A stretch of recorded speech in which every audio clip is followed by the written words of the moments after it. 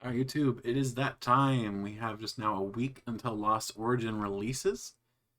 It'll be out next Friday, the 9th of September, and it's getting to be exciting.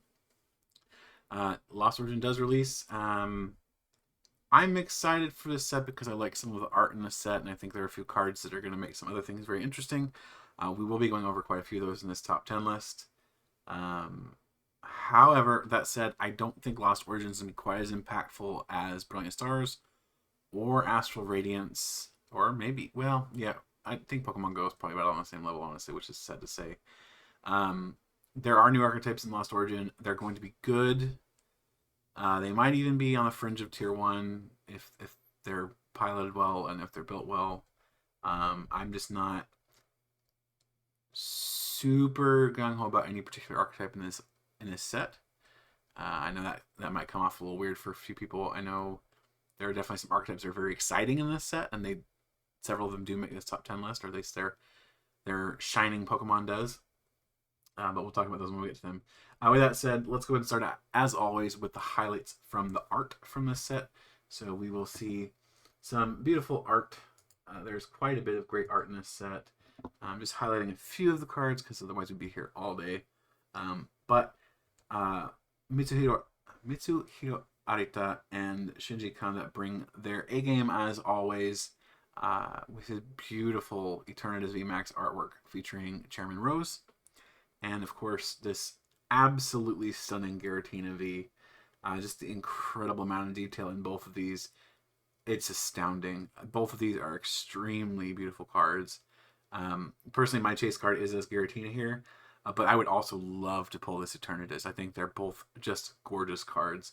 Somebody from my pre-release actually did pull this Giratina, and I'm not saying I'm jealous, but I'm extremely envious that I wasn't the one that pulled it. I did not pull very well at the pre-release, unfortunately, but I pulled okay.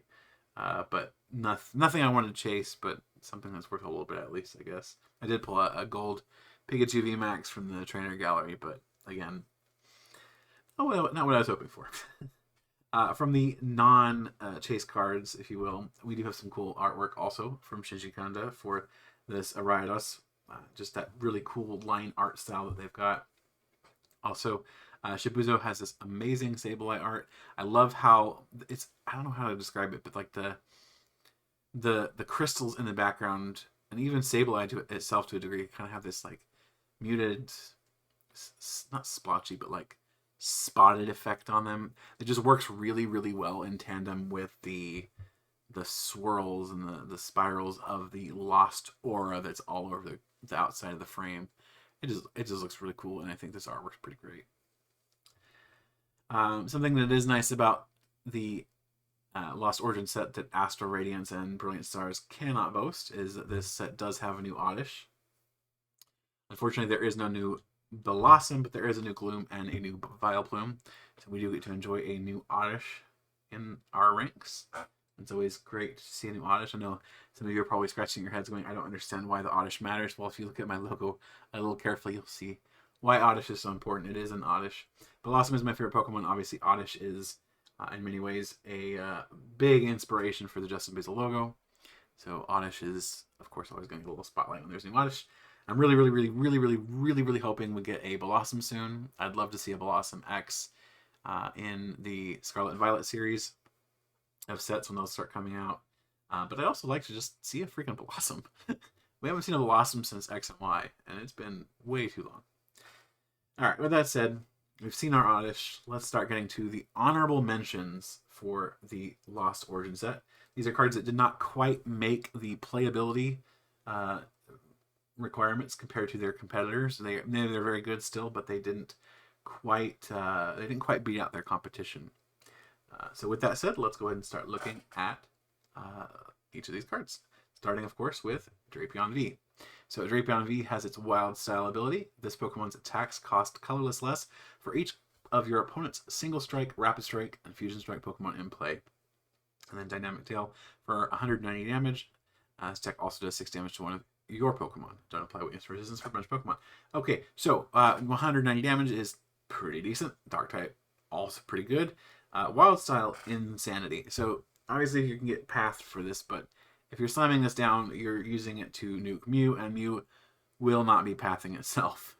It's just not a thing Mew does. However, this may also be one of those cases where the card itself is just, it's a silver bullet in a situation where it's no longer necessary. Now, Mew is still very good. Mew is absolutely doing well. I believe last week it was at number 2 on my top 8 archetypes list based on percentages of top 8 placements.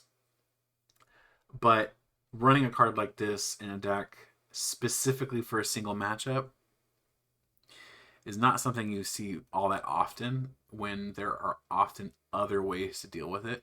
Like decks already have ways to deal with Mew, like Path of the Peak, for example, and praying that they flip tails. But Drapion is an option still, and it is something to be aware of if you're playing Mew, or if you intend to play in a situation where you're going to be playing against Mew. So maybe you're building your deck and Drapion is the option. Maybe Drapion is the solution for you, but it's not quite great enough to make top 10 list. Speaking of not quite great enough to make top 10 list, Radiantgardevoir. We tested several decks for Lost Origin, and we were very excited about Radiantgardevoir, especially in Gujarat. It made the first couple days of testing and was pulled out basically immediately.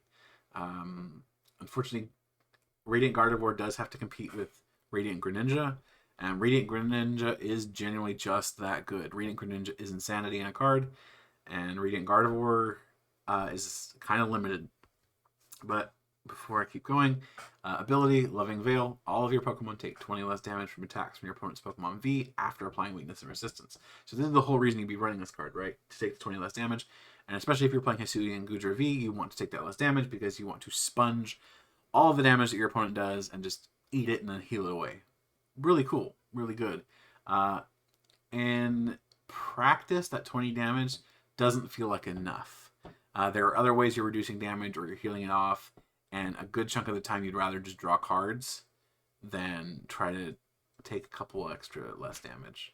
Like, if there is a matchup in the future where Gujarat just needs that extra 20 damage to survive, that's great, but right now it doesn't feel like that's the case. And now with the chase cards for Scarlet and Violet switching over to Pokemon X instead of Pokemon V, Radiantgardevoir is going to get even worse, right? So fewer and fewer decks are going to be focused around Pokemon V as Pokemon X begin to take over the format, which makes Radiantgardevoir just not very good. Psychic, of course, does exist. It is an attack that you can use. 70 plus damage. The attack does 20 more damage for each energy attached to your opponent's active Pokemon. So that's always an option if you're running a deck that's running Psychic and Psychic energy and energy that you can use to fill the 2 colorless attack costs. How's that? So if you're running Shadow Rider, Calyrex, VMAX for whatever reason, you happen to have Radiantgardevoir in your deck, you can attack with Radiantgardevoir, and it's not the worst. Fantina. You can play this card only if you have 10 or more cards in the Lost Zone. During your opponent's next turn, your Pokemon take 120 less damage from the attacks of your opponent's Pokemon V, including Pokemon that came into play this turn. So this is similar to Radiantgardevoir. It's very, very good in very specific situations and probably in very specific matchups. But this does feel a lot of the time like a win more card. This is one of those things like if you're already doing well enough to have 10 cards in Lost Zone, you've probably already won, or you're already doing very well and may not necessarily need this card. However, once again, in specific situations, this is not a bad card to have on hand, and running 1 or 2 of them in your deck may be worthwhile if you find that you find yourself in situations where you do in fact need Fantina toward the late game, or maybe even early on if you can get 10 cards in Lost Zone fast enough. I know Ryan, one of our testers, pretty consistently managed to get 10, well, to 7 cards in Lost Zone by turn 2 to activate Mirage Gate. So going 3 cards further on the following turn to get Fantina live is not that unreasonable, right? You can do it if you're running the Comfy engine. You can definitely get there, but I don't feel like Fantina is just an automatic inclusion just because you're running the Lost engine, and because of that, it didn't quite make the top 10. Next up is Volo. So discard one of your bench Pokemon and a Pokemon V and all attached cards. So again, very specific use, specifically Pokemon V. That does include Pokemon VSTAR, VMAX, and V Union. However, like the previous 2 cards, as Pokemon V begin to phase out of the format, this is going to get worse and worse. But this does benefit decks that want to ditch cards off their bench. So if they want to get to Crobat out of the way, maybe this is a maybe you're running a single prizer deck, you want to run a one of just to get rid of your Crobat or your Luminion, you could absolutely do that. Although if you're having to Luminion for a Volo to get rid of the Luminion, then that's kind of dumb. But I guess you could do it for whatever reason. It's a valid play, but it's not a wise one. Anyway, so Volo is one of those cards that, if it can find its niche, it's definitely probably worth it. I just don't know what the niche is at the moment. We've had similar cards like Giovanni's Exile in the past, and they've saw very, very little play, but they did see play. So it's entirely possible that we see some with Volo. However, with only basically Lost Origin, Silver Tempest, and whatever 12.5 is called left in the Sword and Shield block with Pokemon V remaining, I don't know how much play or what chance Volo is going to have to see play. Up next, we have Hisuian Arcanine. Now, this hurts me to put on this page in the honorable mentions because I absolutely adored Granbull in the Lost Thunder format, and Hisuian Arcanine is very much an echo of that particular card. However, it has basically the same damage output in a format where everything has twice the HP. So, unfortunately, it's not so great. Now, if Arceus is not running Dunsparce, Arcanine is an utter monster and is great if you're going against exactly Arceus. But there is the whole rest of the meta to deal with. So, it just feels like you're going to run out of gas toward the end of the game because you're trying to deal with so much HP. Now, you are a single prizer. You do not have to run energy in your deck, which is nice. You can still run it, but you don't have to because Very Vulnerable doesn't have an attack cost. It's a no attack symbol there. But it's just, it doesn't feel like it's quite enough in this format, which hurts again. Now, maybe as we switch toward Pokemon X, this will change. There'll be more single prizers running around. Pokemon will have to evolve again. There'll be better targets. But as of right now, Hisuian Arcanine just doesn't quite make the cut. This will be super fun in alternate formats and single prizer formats and stuff like 3, 4, 5, if you're familiar with that. 3, 4, 5 format's super fun. Look it up on my website. I'll link it in the description if I remember. But it's missing something. It's missing that extra damage. If it did a little bit more, it'd be great. But as of right now, you kind of just need to gust every support Pokemon you can get your hands on and hope and pray that they're not running Dunsparce. Sableye is the last honorable mention for today, and Sableye has Scratch for 20, and for a single Psychic Energy Lost Mine, you may use this attack only if you have 10 or more cards in the Lost Zone. Put 12 damage counters on your opponent's Pokemon any way you like. So, yeah. Basically, if you're doing really well and your opponent has that Manaphy in play and it's preventing you from doing any sniping, maybe you've run out of gusting cards, this is an option, right? If you're running a Psychic Energy or Aurora Energy, or whatever sort of Rainbow Energy we have in Scarlet Violet, if we get one, you run that, and you Power Blast Mine, throw it in the active, and just drop 12 damage counters wherever you need to take the KO, right? Maybe they have an Arceus that with a big charm survived, and it has an extra 30 HP. You can take that KO and knock out a Sobble. Do whatever you need to do, basically, with Lost Mine to take your last prize cards. Sableye is definitely a great card. It just didn't quite make the list. Sableye is definitely one to keep an eye out for. There is a single prize variant of the Lost Engine archetype focused around Crammer and Sableye. So definitely be aware of that because it will it'll tear you apart if you're not aware of it. All right, top 10. Starting with the least of these, Thornton. Thornton says, choose a basic Pokemon in your discard pile and switch it with one of your basic Pokemon in play. Any attached cards, damage counters, special conditions, turns in play, and any other effects remain on the new Pokemon. So if you're familiar with Ninja Boy, this is a very similar effect. Basically, you get to swap something out and magically make it what you want.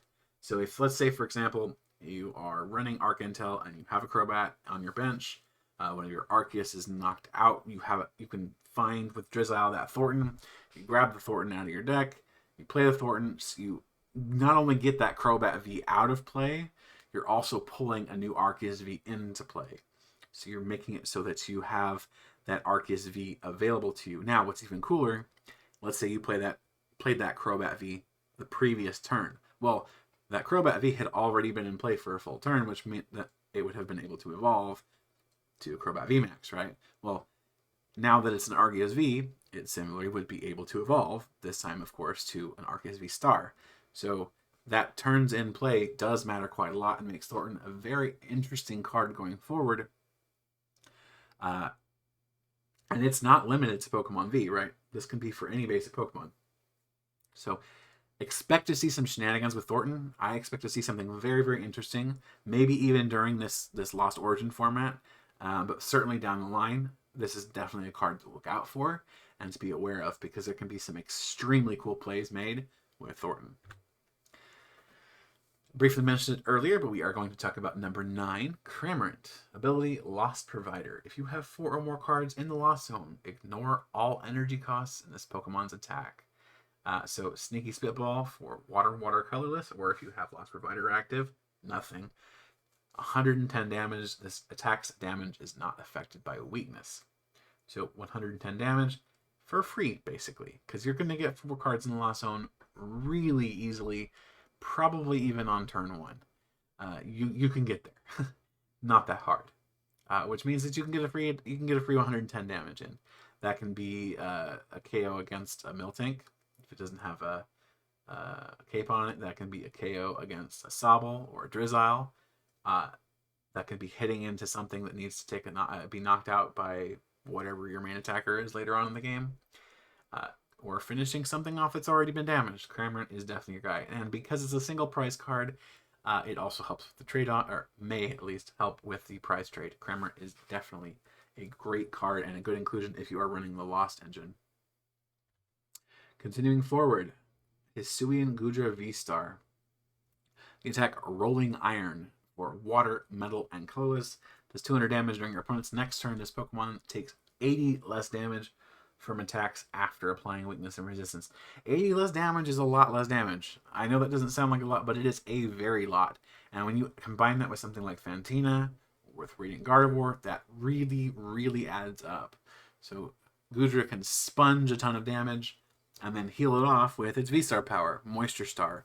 During your turn, you may heal all damage from this Pokemon. You can't use more than 1 V-Star power in a game. Now, we played Gujarat in a couple of different ways when we were testing it early on. We did settle on the Lost engine, so we're going to look at some cards that make this possible later, but basically you're going to be able to set it up fairly easily with the attack cost. That attack cost would be really, really difficult to deal with if not for the card coming up later. But that damage does add up very quickly, and you're able to sponge attacks that you wouldn't be able to otherwise because of that minus 80. Now, they can gust around this. They can gust up one of your bench Pokemon, like if you have another Gujo on the bench, or maybe a Crobat. They can also escape rope you to remove that effect and then gust you back up to knock you out. There are ways that they can get around this, but that damage is pretty crazy. The damage reduction is great, and if they can't get around it, let's see, you only have this one in play, you may just lock them out of the game. That said, as much as I would love Gujo to be great, I don't feel like it has quite enough to be as competitive as it needs to be in the current standard format.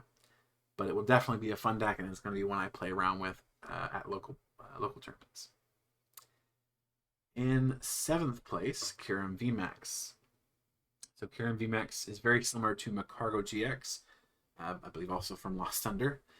So once during a turn, you may discard the top card of your deck. If it's a water energy, attach it to one of your Pokemon. So Magcargo had a very similar ability. It was discard the top card of your deck. If it's an energy, attach it to your, I think it was to this Pokemon or to one of your Pokemon play. Either way, very, very similar ability. And then Max Frost for 3 water, 120 plus damage. Discard any number of water energy from this Pokemon. This attack does 50 more damage for each card discarded in this way. So you can pair this with Palkia VSTAR and throw 3 energy straight on this, throw it in the active on the following turn, or that very turn because of the way the VSTAR power works, and then just turn this guy into a nuke, right? So 3 energy on there, discard all 3. That's an instant 270 damage plus belt, 230, or 300, what am I saying? 300, and then if you have pings from Inteleon, that's even more. This guy's good, and he's big and spongy because he's got 330 HP. And he can attach energy to himself to make it even better. So if you're running something like a Ranger, you can manipulate your top deck or switching cups, whatever you need. That's good. It's an alternate option for running Ice Rider in decks, and we will see going forward if Kyurem wins out or if Ice Rider wins out. Personally, I like Ice Rider a lot, and maybe more than Kyurem, but I think it's just because I have a soft spot for Ice Rider, because Ice Rider was the first deck I truly enjoyed in the Sword and Shield era, and or at least enjoyed more than anything else in the Sword and Shield era. I haven't really liked Sword and Shield era, to be honest. There have been great things in isolation, but compared to especially early and mid Sun and Moon, Sword and Shield's been pretty lackluster in the TCG. I'm not gonna lie. Still a fun game, just not what it used to be. All right. Happier things, maybe. In 6th place, Hisuian Zoroark VSTAR. For double colorless, ticking curse, 50 times damage. This attack does 50 damage for each of your opponent's Pokemon, or for each of your Pokemon that has any damage counters on it. So you obviously can have up to 6 Pokemon in play in standard, so or at least with Zoroark in play. You can easily get to 300 damage with a belt, 330. That's good. That's great damage. There are definitely ways to make this much less reliable. If you saw my matches against 9-card TCG when I played Hisuian Zoroark VSTAR, not only did my deck decide it wanted to brick in that game, although that wasn't quite what really mattered. A simple card like Collapse Stadium really hurts Zoroark, and if you can't find your counter Stadium immediately to get enough damage out to deal with Arceus VSTAR specifically, or any deck that wants to heal itself with like Cheryl or whatever, you're not going to have a good time. But that said, Hisuian Zoroark VSTAR is definitely my favorite new deck out of this particular set. So when you see it at 6th place, don't go, oh no, it's not very good. It's fine. It just has a weakness, and a pretty big one at that is kind of painful. And that's Collapse Stadium. Well, at least Collapse Stadium. And then, of course, it's weak to fighting, which, it has Dunsparce. That's not the worst thing.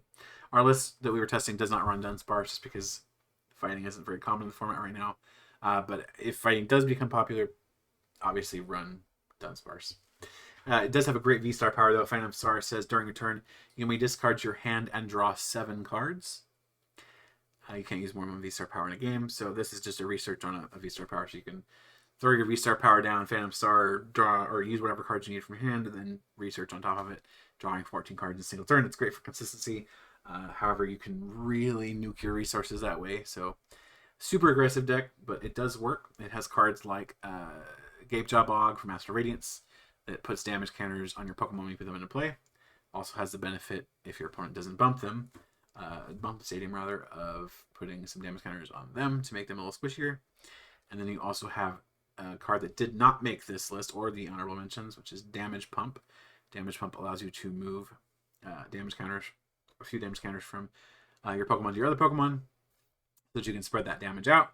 And then another card that didn't make this top 10 is Gengar.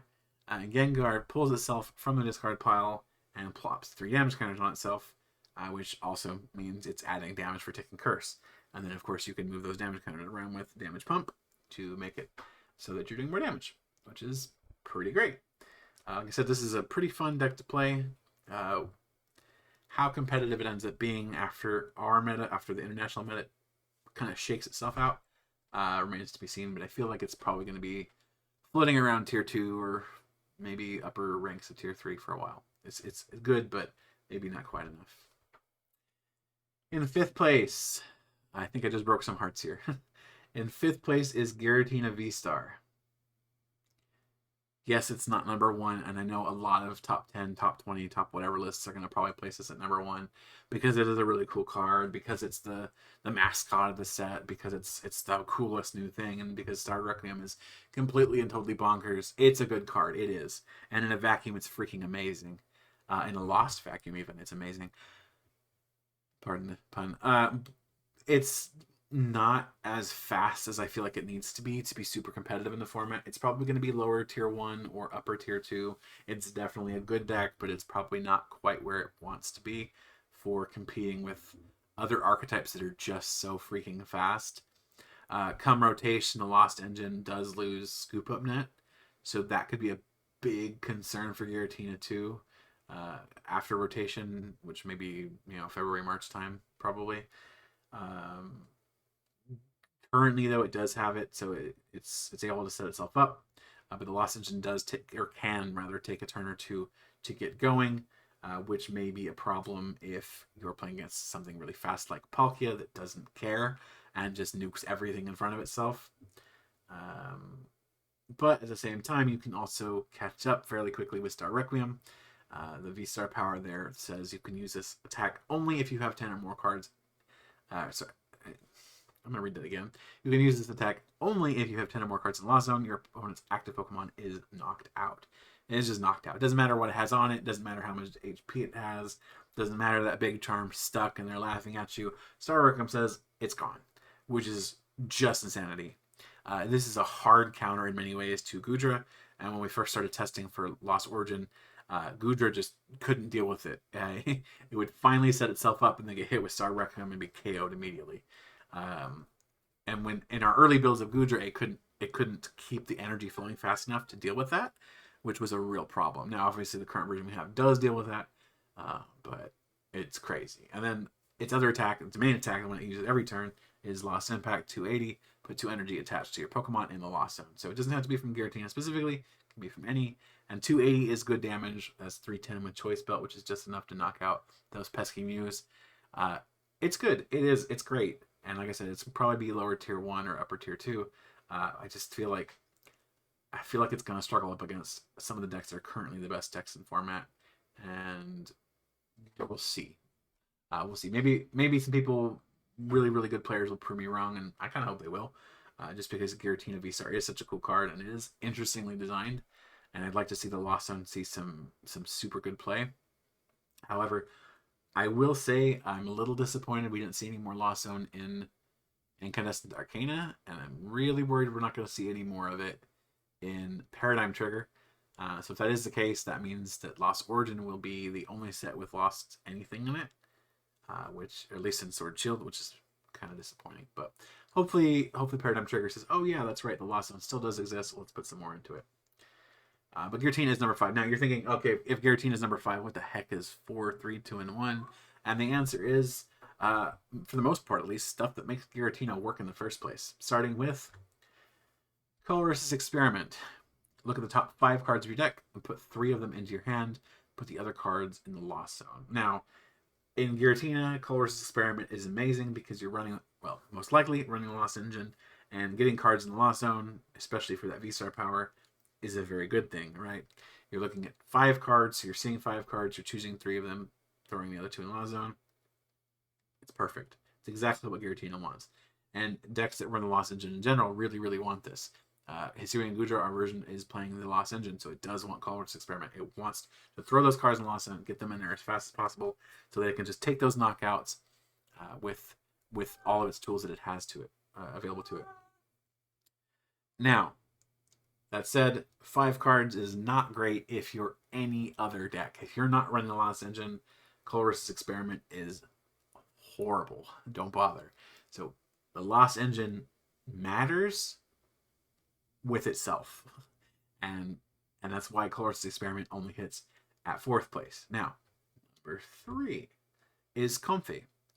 And it's Flower Selecting ability. Flower Selecting says, once during your turn, if this Pokemon is in the active spot, you may look at the top 2 cards of your deck and put one of them into your hand. Put the other card in the Lost Zone. And it has spinning attack, but nobody cares. The ability is while you're playing it. The ability is what makes it so good. And this is also why everybody wants pre-release promo.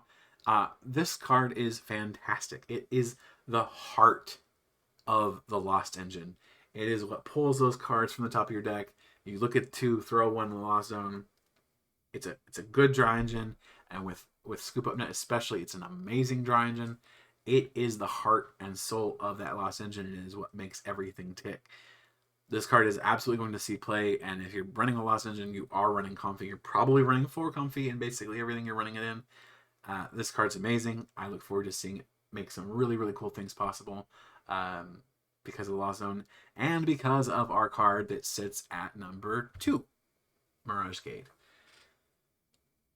This card probably could have hit number 1, but I think the card that's at number 1 deserves it very slightly more, and I'll explain when we get there. But Mirage Gate is an amazing card. It says you can use this card only if you have 7 or more cards in the Lost Zone. Search your deck for up to 2 basic energy cards of different types and attach them to your Pokemon in any way you like. Then shuffle your deck. This is the card for Dragon types. Dragon types always have these weird attack costs of grass psychic, or water grass, or water fighting, or whatever. Mirage Gate says, I don't care, as long as it's something that can be filled with 2 different energy types, I can do it.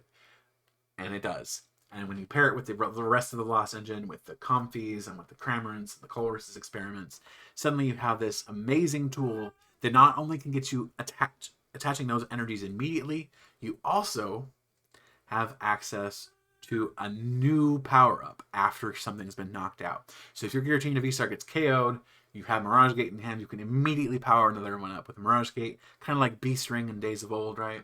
You just get something immediately powered back up after a KO. Mirage Gate is phenomenal, and it's definitely going to be a great card, and it will see play, period. It's going to be used in some wacky decks, things we're not expecting, something that's not just, you know, Gudra and Zoroark, or, well, I mean, Zoroark could use it too, Gudra or Giratina, or any of these dragon type decks. It's going to see play in other stuff, and I can't wait to see what people do with it, because it's going to be phenomenal. Mirage Gate and the Lost Engine in general, just fantastic. Now, number 1, before you kill me, some of you are going to see this card and you go, that does not deserve number 1, but it really does. And it is Lost Vacuum. You can use this card only if you put another card from your hand in the Lost Zone. Choose a Pokemon tool attached to any Pokemon or any stadium card in play and put it in the Lost Zone. This card is so freaking strong. This is extremely reminiscent of Field Blower from Guardians Rising. Slightly different effect. It also happens to benefit decks that run the Lost Engine, and it does put those cards in the Lost Zone, the ones that discards, the ones it gets rid of. It puts them in the Lost Zone instead of the discard pile. But this is an insane card. It's extremely strong. Decks will very much be running it, especially after we lose Tool Scrapper. Although honestly, I don't know why you would run Tool Scrapper for almost any deck at this point, except maybe Rotom. If you're playing Rotom, I mean, you're already losing, so whatever. But Lost Vacuum is just insanity. It's a quickly and easily searchable removal for Path to Peak. So if you're running the Intelligent Engine with Drizzile, you can use Shady Dealings to pull out Lost Vacuum, get rid of Path to Peak. If you're like, it gets rid of those big charms with like it's a more versatile version of Tool Scrapper. That's what it is. That if you did not play in a format with Field Blower, maybe it doesn't quite make sense for why this card would be number 1. But Field Blower and by extension Lost Vacuum, it's an insane card.